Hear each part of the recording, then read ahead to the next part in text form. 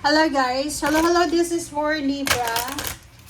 Libra, welcome dito sa aking channel, Kapalaran 888. Welcome.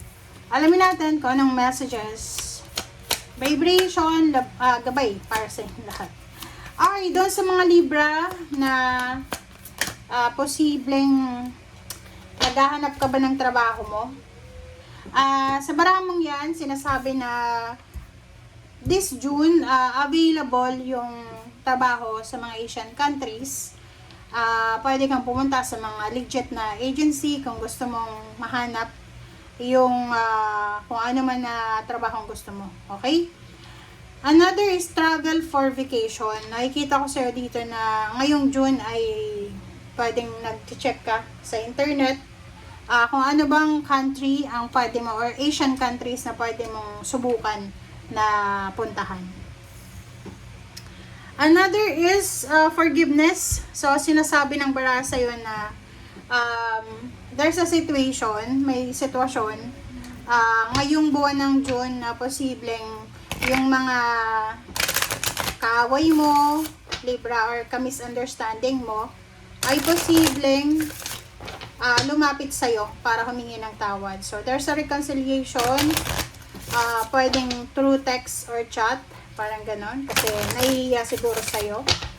Make sure lang na sincere yung taong yan.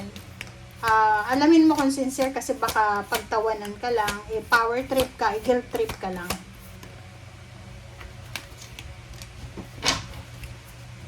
Okay, the mirror, Atlantis, and time and tide. So, dito sa time and tide, sinasabi ng barahan na yun, be careful Libra ha.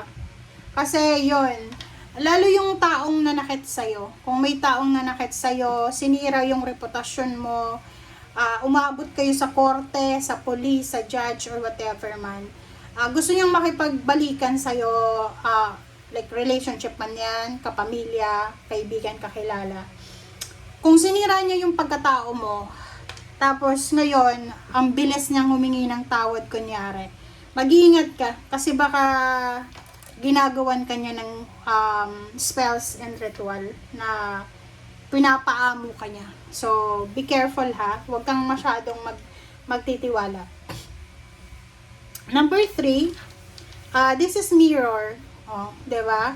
Sabi ng baraha sa'yo dito, kailangan mo daw na bantayan. Bantayan mo daw Libra kung ano yung nararamdaman mo. Pag-aralan mong mabuti. Okay? Meron sa inyo dito Libra na pwedeng nagne-negosyo ka, nagda-diet ka, marami kang ginagawa na posibleng mabilis yung development or progress. Lalo dun sa mga nagpapapayat. Nagpapapayat kayo, posibleng manotice nyo na, ay wow, payat na agad ako. Parang ganun. So, this June, sinasabi ng bara sa'yo na sobrang masaya ka. You're super happy, contented, feeling accomplished. Talaga. Nakikita ko siya dito talagang mayroong mga away gulo na posibleng matapos na. Pwedeng ikaw yung makikipagbate or pwedeng ikaw yung magiging mender. Parang ikaw yung mag-aayos ng problema. Okay? Alright. Ano pa ba?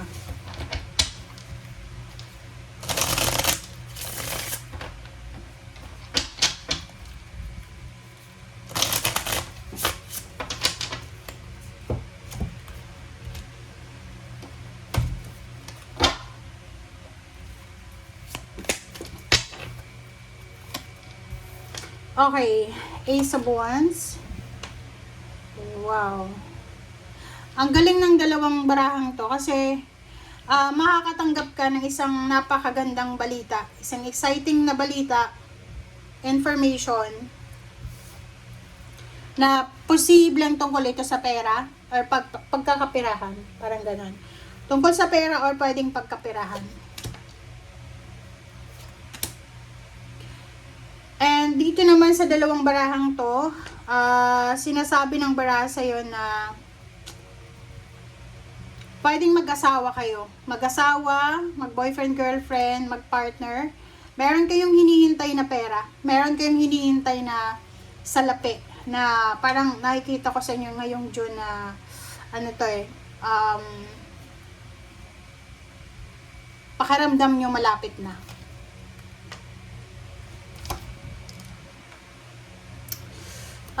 There's a celebration coming. So, may mga celebration na posibleng pinaghahandaan nyo ngayong June. Nakikita ko na posibleng makakatanggap kayo ng financial help or posibleng yung matatanggap nyo ay itutulong nyo din sa ibang tao. Yung parang makakatanggap ka and then mag-share ka din ng blessings. Ang gaganda ng baraha mo, Libra, kasi itong dalawa din, sinasabi ng barahan na may mga pamilya na posibleng magiging stable and secured ulit after ng mga problema. Yun nga, may reconciliation, may wedding anniversaries, may mga news about new baby. There's a emotional accomplishment siya. Emotional accomplishment. Okay, Knight of Pentacles. Knight of Wands, wow. So, ang daming maraming kwento, maraming balita, sobrang busy yung mo yung social media accounts mo. So, nakikita ko sa iyo dito, there's an incoming money, there's an incoming job, career. Dito, exciting siya, pwedeng love life, friendship, acquaintance, or kung ano pa man. There's a celebration coming, guys. So, pwedeng ito ay tungkol sa importanteng celebration sa buhay nyo na kailangan nyong pag-ipunan.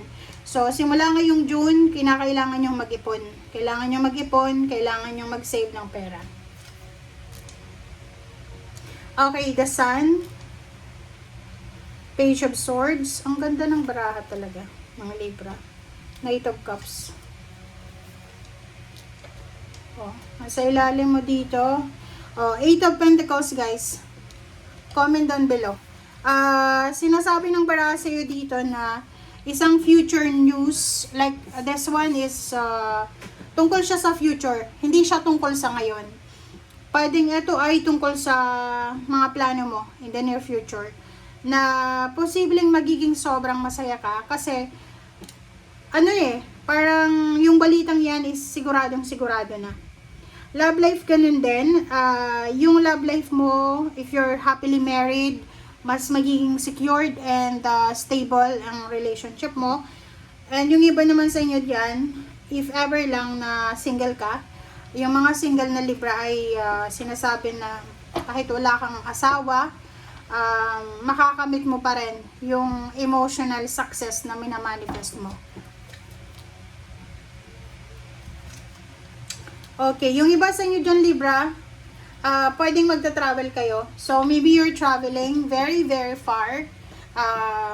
Yun, talagang sisimulan yung hanapin kung saan kayo saswerte, ganyan. May iba din sa inyo dito na pwedeng magma-maternity leave muna kasi pwedeng buntis, or pwedeng may sakit, or kano pa man na kailangan magpahinga.